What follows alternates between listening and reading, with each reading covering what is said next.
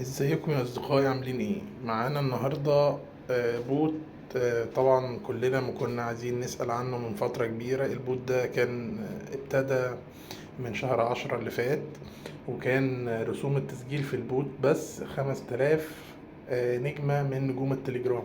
طبعا ده كان رقم كبير جدا، واحنا مش يعني مش هنقدر ندفعه بسهولة.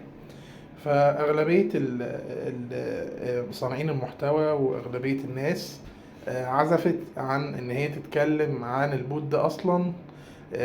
حتى يعني ما افتكرش غير أستاذ إبرام فقط، لأن هو معاه مجموعة من الناس أو يعني المشاركين العرب اللي هم يقدروا يدفعوا المبالغ دي فعلا. فهو تقريبا الوحيد اللي في المجتمع العربي اللي اتكلم عن بوت ميمي هاش. طيب ايه الجديد بقى اللي عندنا دلوقتي في بوت ميمي هاش؟ بوت ميمي هاش عمل عرض من البلاك فرايداي اللي فات. كان نزل سعر الدخول ل 500 نجمة، وامبارح بس عمل عرض لمدة 12 ساعة ان احنا نقدر نعمل تسجيل على البوت ب 150 نجمة فقط. طبعا ده رقم زهيد بالنسبة لعملة هيبقى حجم المعروض منها صغير. احنا لو حبينا نتكلم عن المعروض بتاع العملة دي، فاحنا هنلاقي ان مجموع الكتل هما مليون كتلة بس، والمعروض من العملة هيكون مليار عملة بس، يعني رقم صغير. فان شاء الله هتكون سعر العملة كويس جدا. طيب ازاي نقدر بقى نشتغل عن البوت ده؟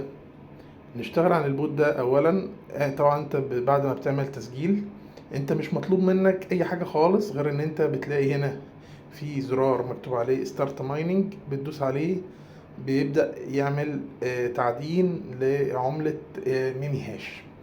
طيب ايه تاني ممكن نقدر نعمله في البوت؟ هنا زي ما انت شايف هو فكرة البوت عامة ان هو بيعمل تعدين للكتل، وبتبقى فيه نسبة شيرنج للكتلة نفسها.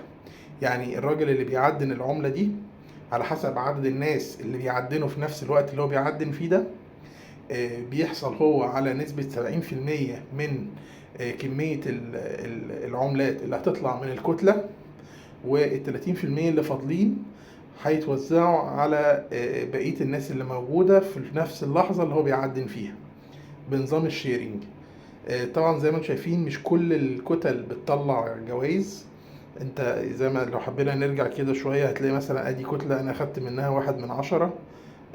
مش كل الكتل دي زي ما انت شايف بتطلع جوائز، في كتل بتطلع لي زيرو ريورد زي ما انت شايف كده.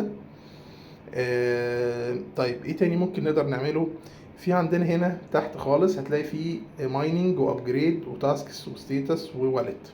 طيب لو دخلنا على الابجريد هتلاقي في عندك هنا حاجتين. في عندك التربو مود، وفي عندك ايه؟ السوبر سونيك مود. طيب التربو مود ده ايه فكرته؟ فكرته ان هو بيسرع عملية التعدين 8 مرات اكتر. طيب ايه السوبر سونيك مود ده؟ السوبر سونيك مود ده بيسرع عملية التعدين حوالي 45 مرة اكتر. طيب هل الحاجات دي ليها تكلفة؟ اه ليها تكلفة. التربو مود الاشتراك فيه تمنه 200 نجمة عشان تقدر تعمل له اون. طيب السوبر سونيك مود لازم الاول يكون الطاقة بتاعتك او الانرجي بتاعتك اكتر من كام. بص لو تيجي تدوس هنا هيقولك ان انت لازم تكون اتليست الطاقة بتاعتك معدية 200,000. فطبعا انت عشان تعمل انكريز للطاقة بتاعتك تخليها توصل ل200,000 انت محتاج تصرف نجوم كتير جدا، فالموضوع هيبقى مكلف، واحنا اغلبيتنا مش هنعمل ده. يعني مبدئيا انا من وجهة نظري المتواضعة اللي عايز يشترك في التربو مود اوكي يعني ماشي. ويعني اعتقد ان انت كل اللي انت تبقى دفعته في البود حاليا حوالي 350 نجمة، فده مش رقم كبير قوي، يعني تقريبا عملة تون حوالي 7.5 دولار.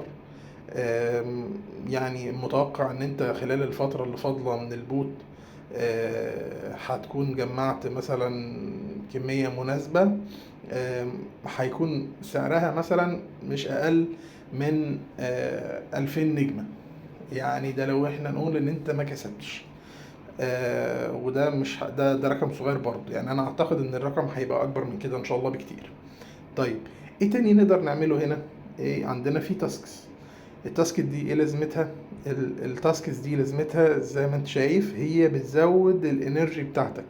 بيقول لك تقدر تشترك في الكوميونتي بتاعت البوت، وان انت تدعو اصدقائك وتعمل فولو للحساب بتاعهم على اكس. تعمل بوست للتشانل بتاعتهم. بص مثلا زي كده، انا لسه ما عنديش فيه بوست افيلبل.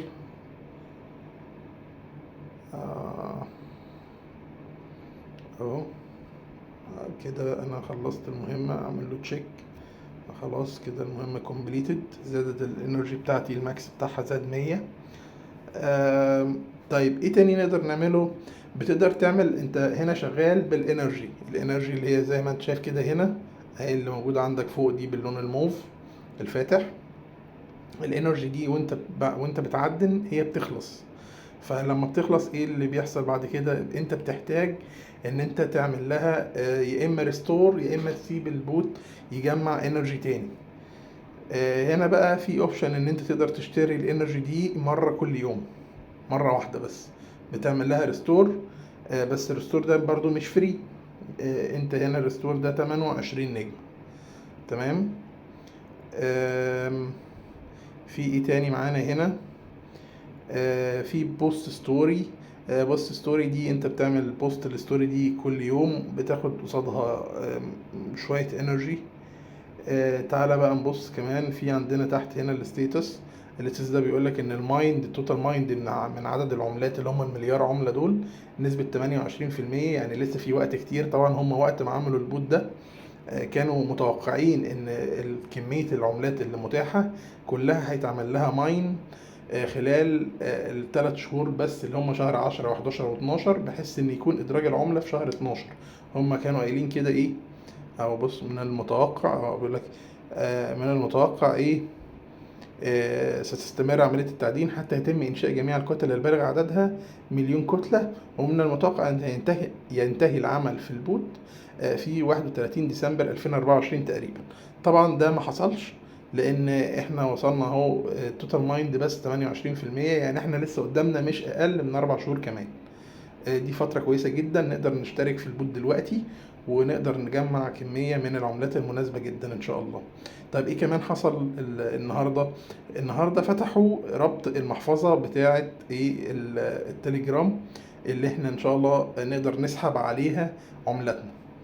بتعمل كونكت للوالد بتاعتك من هنا، وبتبقى خلاص كده انت ساتيسفايد ان انت ايه تسحب العملات بتاعتك. انا ربطت المحفظه بتاعتي وانا معايا 12 عمله او 22. طبعا انا لسه مشترك في البوت برضو زيكم النهارده، يعني انا مش ما اشتركتش فيه قبل كده خالص. بس ان شاء الله كلنا هنطلع من البوت ده كسبانين، وربنا يوفقنا جميعا ان شاء الله. انا هسيب لكم رابط القناه بتاعه التليجرام تحت، لازم تبقى معانا هناك.